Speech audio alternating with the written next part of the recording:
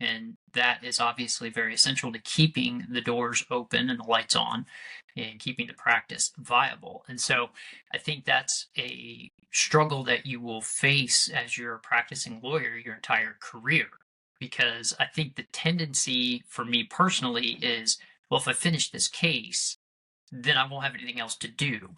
And so that creeps into your thinking in the middle of the case. And that's a hard thing to overcome. And I think probably why our ethics rules in Indiana have that you have to overcome the tendency to procrastinate as one of the sort of aspirational goals of being an attorney. It's that tug that you feel in the middle of a case a lot of times as well. I don't want to finish this because I don't know where the next case is going to come from, or I don't want to finish this because I don't know how to finish it, or I have so much to do, I don't know where to start. So, great topic of discussion for today to kind of tee that up and then help prioritize which gets done first. And so, we were talking off or just before we started recording, Thomas, about how you kind of think about this from an accounting perspective and what that looks like in terms of, how do you position the case in your thought process like it might be considered inventory in a traditional business sense? Yeah, so I'm an estate planning attorney. I've got just a little bit of tax background, and when I was in law school, I took a short course called Accounting for Lawyers, just to make sure that I was familiar with accounting procedures and kind of the terminology and all of that. And it served me well.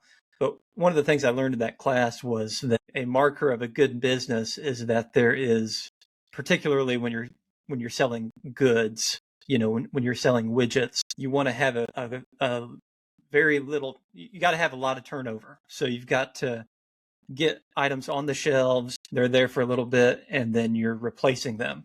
You're just constantly replacing them. And the smaller window of time that the item is actually on the shelf, the more efficient your business is, and consequently your business might be more profitable because of that. And as you accumulate cases, and this is the case with me, I've started to think about cases in that way. What is, the accounting term is like first in, first out.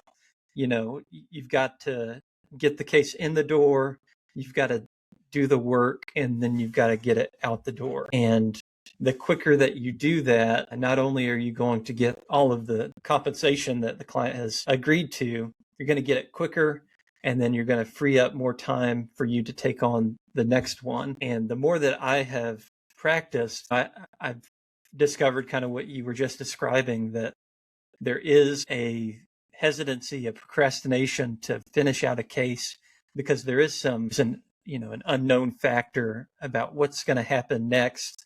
Where's the next case going to come from? And there is the hesitation of, I don't know how to close the case, or I don't have the time to close the case. And so you push it out, even though a lot of the work is already finished. It's just a matter of tying up the loose ends. And I've tried to become a little bit more aware of this issue and more diligent about it, that we really need to close the case so that we can open ourselves up for more work to come. And I really think that if you don't close out the case efficiently, it becomes a drag on your law practice. There's a weight that comes with it that you're just not going to be able to, it's just going to hinder you in a lot of different other areas. And it may not be something that is actually tangible. It's just going to be kind of lurking behind the shadows, if you will.